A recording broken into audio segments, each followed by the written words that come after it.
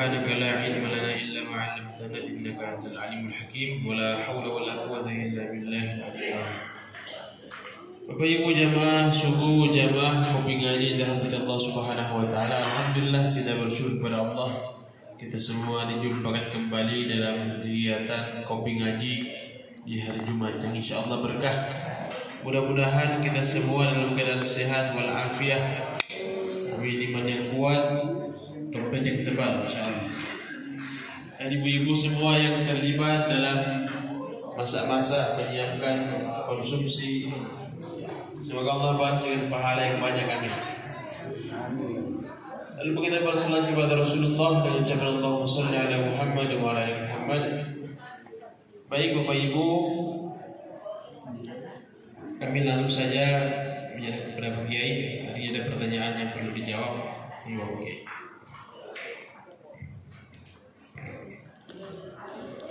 Bismillahirrahmanirrahim. Assalamualaikum warahmatullahi wabarakatuh.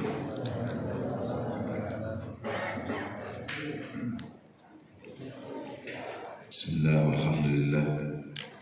Alhamdulillahilladzi hadana li hadza wa ma kunna linahtadiya laula an hadana Allah. Allahumma shalli wa sallim ala habibina wa maulana Muhammadin khatamin nabiyyin wa ala alihi wa ashabihi wa man walah wa ala man sahibahu wa ala kulli man istanna bi sunnatihi ila yaumil liqa'i rabbih. Wa qul rabbi shrah li sadri wa yassir li amri wa hlul 'uqdatam min lisani yafqahu qawli. Wa ba'du. Bapak, Ibu-ibu, hadirin hadirat majelis atau sidang jemaah subuh rahimakumullah. Alhamdulillah senantiasa kita lapaskan untuk memanifestasikan rasa syukur kita atas nikmat-nikmat Allah Subhanahu wa taala, tidak pernah terhenti, terlimpah, senantiasa meliputi kita dalam kehidupan kita ini. Salawat dan salam kita mohonkan agar senantiasa dilimpahkan kepada baginda Nabi Muhammad SAW, juga para sahabat, keluarga, dan semua umatnya. Mudah-mudahan kita semua juga termasuk, insyaallah. Bapak-bapak, ibu-ibu, pada kesempatan ini ada dua pertanyaan yang masuk pada saya. Sebenarnya ini sudah sekitar 20 harian ya, 20 harian yang lalu. Lalu kali ini sempat kita review istilahnya. Jadi ada di antara saudara kita ini yang menanyakan, pertanyaannya panjang. Ujung-ujungnya itu bagaimana caranya, atau bisakah, dan kalau bisa bagaimana caranya orang atau seorang wanita mengurus talak yang pernikahannya itu sirri. Nah, jadi ceritanya ini ya, ada saudaranya katanya di Kalimantan itu perempuan, saudara entah saudara dekat atau saudara jauh, tidak tahu.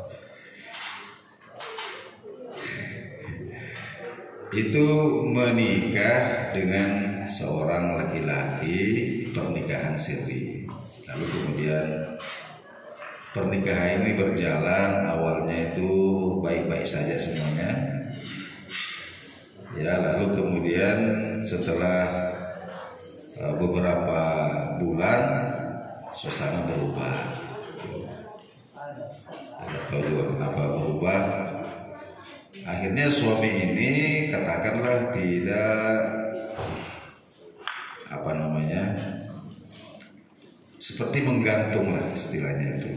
Mau dibilang istri tidak ada nafkah, mau dibilang bukan istri tidak dicerai juga. Nah, namanya digantung.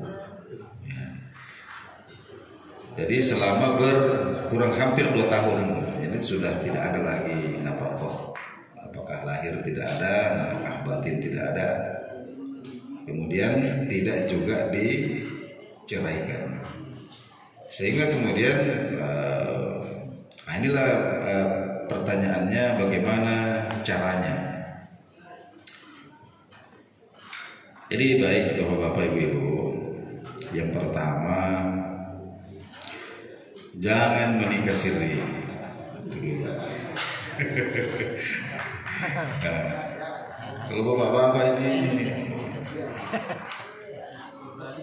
kalau berani ya diresmikan, ya kasihan anak orang. Gitu. Ibu-ibu juga atau gadis-gadis juga, biasanya yang mau dinikah siri ini biasanya janda biasanya. Biasa begitu. Tapi faktornya juga banyak, ya, faktor atau penyebabnya juga banyak.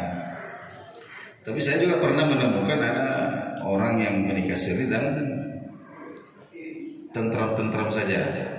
Ya, itu ya kembali lagi kepada orangnya. Akan tetapi saya bicarakan ini dari status hukum negara itu, terutama perempuan itu sangat lemah ketika status pernikahan itu sirri. Ya ada apa-apa ini ya agak susah untuk mau khulu itu menggugat cerai, agak susah. Kenapa? Karena pernikahan itu tidak diakui oleh negara gitu. Jadi kalau seumpama terjadi kasus seperti ini, ketemulah laki-laki yang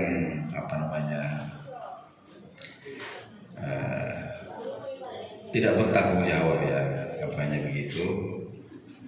Ini bagaimana solusinya? Jadi yang pertama, kalau saya, disinilah sebenarnya peran seorang wali itu perlu diperlihatkan. Ya, jadi perempuan ini kan walinya banyak, ya. Bapaknya, kakeknya, kemudian paman dari bapak, paman dari pihak bapak, kemudian kemenakan juga dari pihak bapak. Ini kan semua wali-wali semua ya.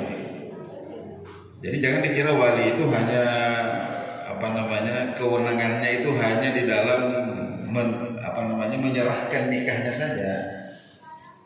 Tapi juga ada tanggung jawab ketika kemudian pernikahan ini, ya laki-laki yang sudah kita serahkan anak wali kita ini dengan baik-baik kepada dia, nikahnya lalu kemudian kok kayak disia-siakan begitu, tidak dijelaskan statusnya itu bagaimana. Nah, inilah saatnya para wali itu bertindak. Nah, jadi saran saya, kalau laki-laki itu ada di situ, ada di tempat itu, karena masih ada di Kalimantan, karena di Samarinda umpama, laki-lakinya ini suaminya dia di Samarinda, maka kumpulkan semua wali. Apatah lagi kalau ada yang tentara, ada yang polisi. Kemudian panggil laki-laki ini. Kalau tidak mau datang, didatangi. Ya, ditanyakan bagaimana statusnya ini, saya punya anak wali ini, mau diteruskan atau tidak? Gitu. Kalau mau diteruskan, maka baik-baiklah, tunaikan apa yang menjadi haknya. Jadi islah namanya. Tapi kalau tidak mau diteruskan, kasih jelas statusnya, ceraikan. Nah, begitu. Jadi jangan kemudian itu kita punya anak wali itu akan dihormati oleh suaminya ketika kita para wali ini juga memiliki perhatiannya. Ya. Jadi ada bapaknya, ada omnya dari bapak, saudaranya bapak, atau ada kemenakan dari saudara sebapak, ya, dari jalur bapaknya itu, atau ada kakeknya masih ada. Nah, ini semua adalah wali-wali. Ini seperti itu. Itu mungkin yang pertama, ya, solusi yang pertama. karena nikahnya sirri jadi tidak apa-apa juga talaknya sirri. Ya kan begitu ya. Nah, jadi wali ini kemudian kalau memang sudah tidak bisa diperbaiki, laki-laki ini juga sudah katakanlah sudah tidak mau betul, ya sudah. Yang penting ini statusnya perempuan dipastikan, ya supaya bisa kemudian katakanlah menikah. Karena dalam pertanyaan ini ditanyakan ini sudah 2 tahun, kemudian ada lagi yang ingin sama dia, gitu. Wah, ini mau diulangi lagi nih. Ini juga perlu juga diingatkan bahwa kalau mau menikah, kalau sudah diceraikan nanti jangan lagi mau menikah sirri, ya cukuplah menjadi pengalaman buruk itu digantung selama bertahun-tahun, itu tidak jelas statusnya. Tapi selama tidak ada tidak talak, ya tidak ada talak, tidak boleh menikah. Ya jangan sampai kemudian mengambil kesimpulan sendiri. Wah, ini sudah 2 tahun saya tidak dinafkahi, kemudian tidak pernah juga sudah tidak pernah datang lagi, dan saya minta talak juga tidak ditalak. Saya talak diriku sendiri deh. Tidak boleh begitu. Ya, jadi harus ada talak dari pihak suami. Dan suami yang seperti ini adalah pelaku dosa besar. Ya, itu namanya ilah kalau dalam hukum fikih itu, menggantung status istri. Ya, menggantung status istri, tidak mengabaikan istri, dosa besar. Selanjutnya alternatif yang kedua, ini juga bisa kita tempuh, cuma biasanya agak lama dan butuh ada prosedur-prosedurnya. Ini sebenarnya diatur juga di dalam undang-undang pernikahan ini. Jadi kalau terjadi kasus seperti itu, pihak istri ini, pihak perempuan ini datanglah ke pengadilan agama. Untuk apa? Untuk mengajukan isbat nikah. Apa itu isbat nikah? Pengesahan pernikahan, jadi pengesahan status pernikahan yang sudah dilakukan. Jadi nikahnya itu diisbatkan dulu. Itu ada beberapa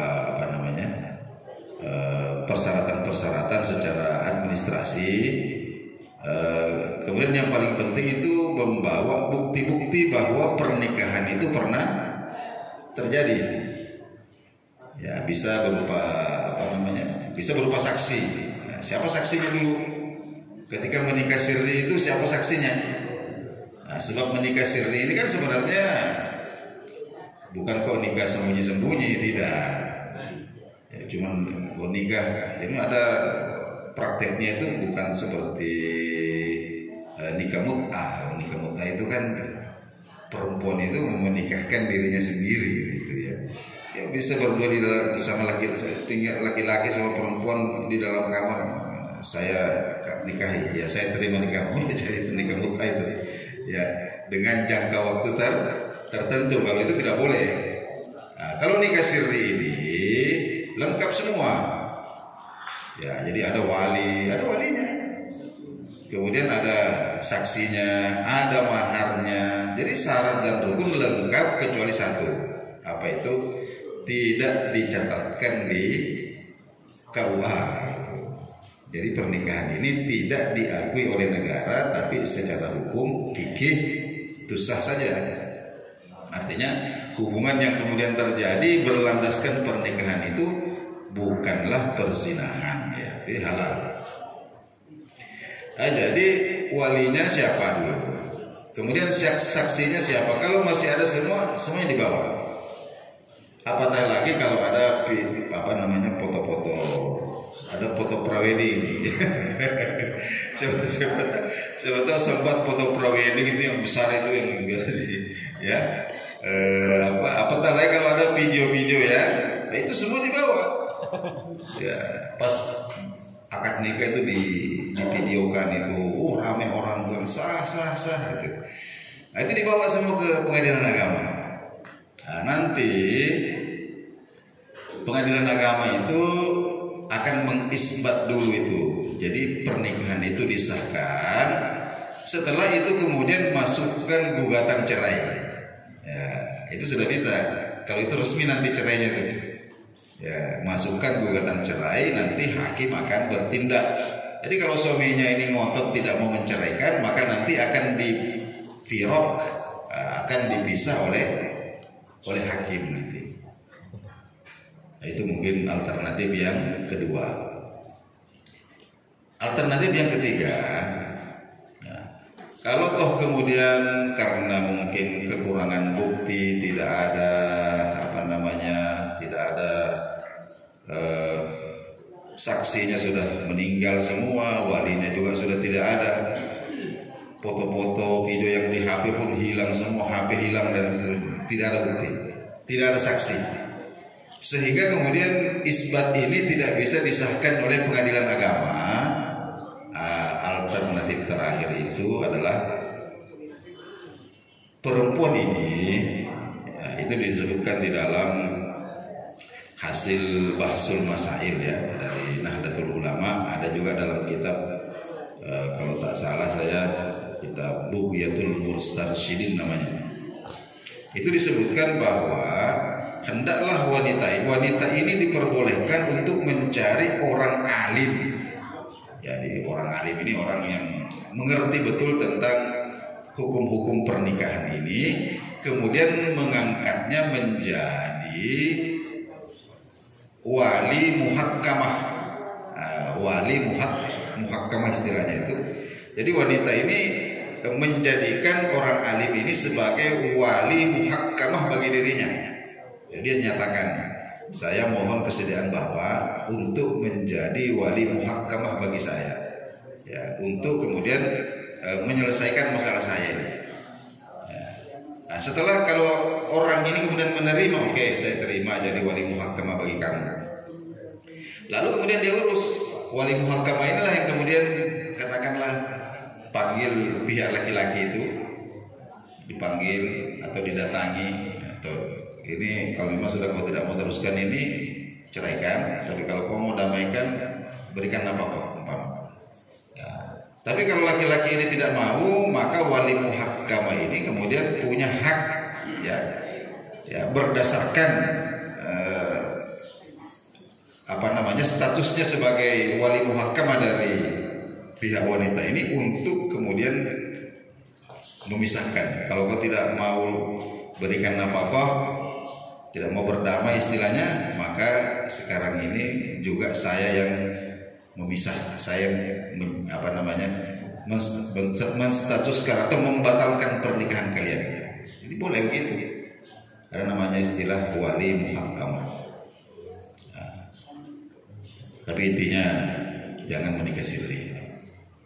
Ya, misalkan anak-anak gadis kita ini, bapak ibu-ibu, atau mungkin kemenakan kita ini, wali-wali kita, ketika kemudian datang laki-laki melamar tapi maunya menikah siri, jangan mau ya.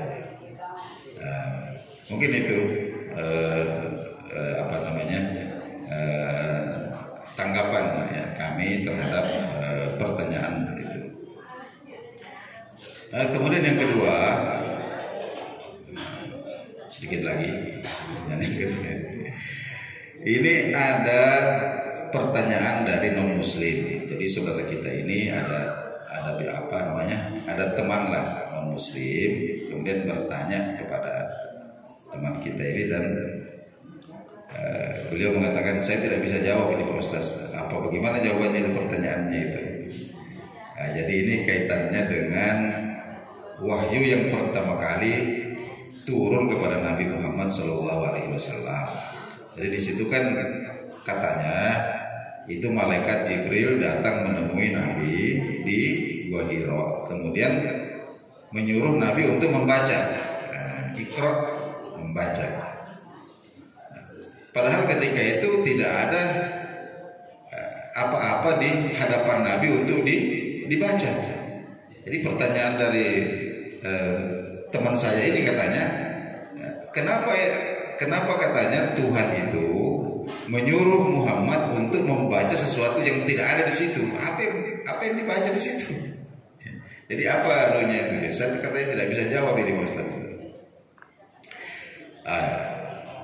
Itu kalau kita merujuk kepada kitab tafsir, ya saya kemukakan satu dari Imam Sya'rawi saja, tafsir Sya'rawi. Jadi memang pertanyaan ini logis ya, pertanyaan ini logis.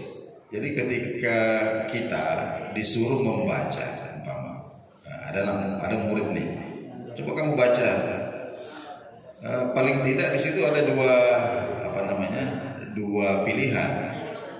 Yang pertama adalah membaca hafalan kita.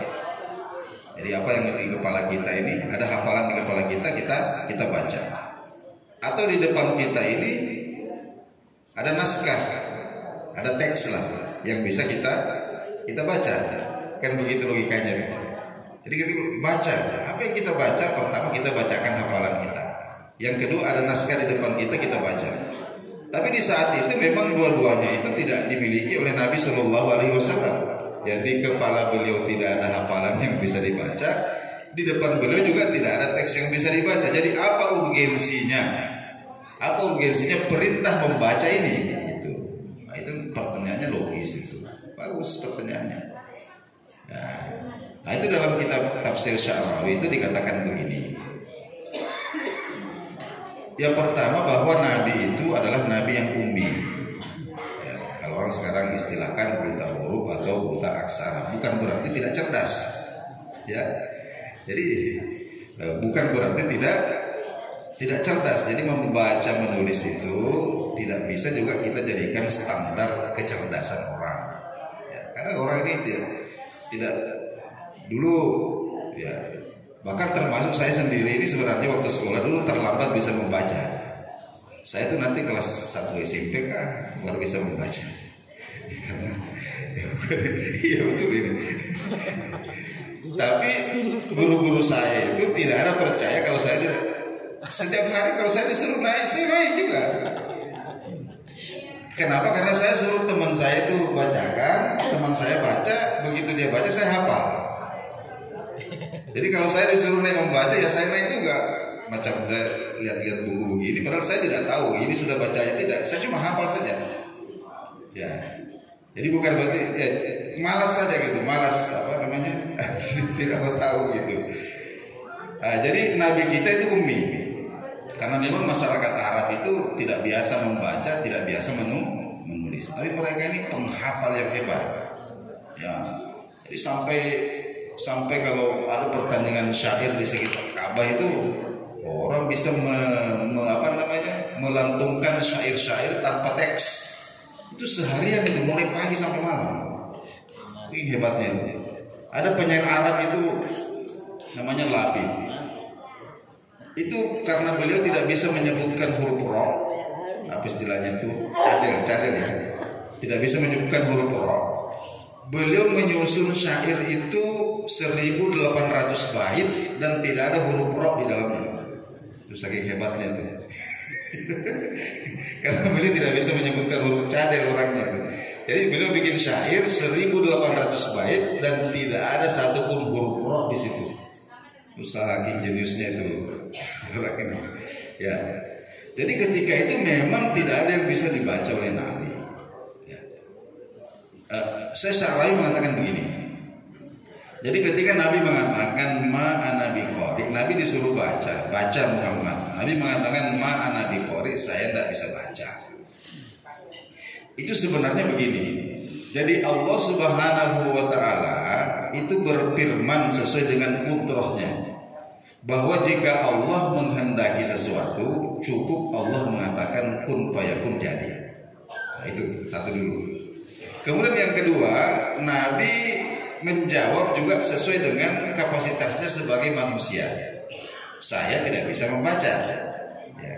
Seakan-akan Allah Subhanahu wa taala mengatakan bahwa ketidakmampuanmu untuk membaca itulah yang akan aku jadikan sebagai bukti kebenaran apa yang nanti akan kau bacakan kepada orang-orang itu. Ya, begitu. Ya, maksudnya seperti itu. Jadi justru karena Nabi itu tidak bisa membaca, kemudian Allah menurunkan mukjizat kepada Nabi itu berupa kitab Al-Quran. Al-Quran itu artinya bacaan, Pak. Coba kita bayangkan, orang yang tidak bisa membaca diturunkan kepadanya bacaan. Coba, ya. Jadi memang seperti itu, memang itu disengaja oleh Allah Subhanahu Wa Taala supaya kemudian orang yang datang belakangan itu bisa kemudian setelah meneliti bacaan ini, ya, memeriksa bacaan ini, mencocokkannya dengan berbagai macam perubahan-perubahan zaman dahulu atau yang akan datang. Mereka kemudian akan sampai pada kesimpulan bahwa tidak mungkin bacaan seperti ini berasal dari orang yang tidak bisa membaca. Ya, ini pasti berasal dari, ya, seperti itu yang disampaikan oleh Syekh Mutawalli Sya'rawi dalam kitab tafsir. Baik Bapak-bapak, Ibu-ibu sekalian, barangkali kita cukupkan sampai di sini. Mudah-mudahan bermanfaat. Lebih dan kurang mohon maaf, mohon dimaklumi. Wassalamualaikum warahmatullahi wabarakatuh. Terima kasih. Baik Bapak Ibu yang punya pertanyaan lagi mungkin nanti disimpan atau di WA saja, nanti dibahas pekan depan insyaallah. Demikian, lebih dan kurangnya mohon dimaafkan. Silahkan dinikmati apa yang telah dihidangkan. Jangan lupa berdoa insyaallah. Dan bagi yang laki-laki, hari ini adalah hari Jumat, datanglah ke masjid, ikuti rangkaian sholat Jumat dengan tertib insyaallah. Masuk ke dalam masjid, kalau penuh biar di luar, tapi tetap dengarkan, jangan ngobrol sendiri. Baik, lebih kurang mohon dimaafkan. Mari kita dengarkan kafaratul majelis. Subhanallah wa bihamdihi, asyhadu an la ilaha illa anta, astaghfiruka wa atubu ilaik. Assalamualaikum warahmatullahi wabarakatuh.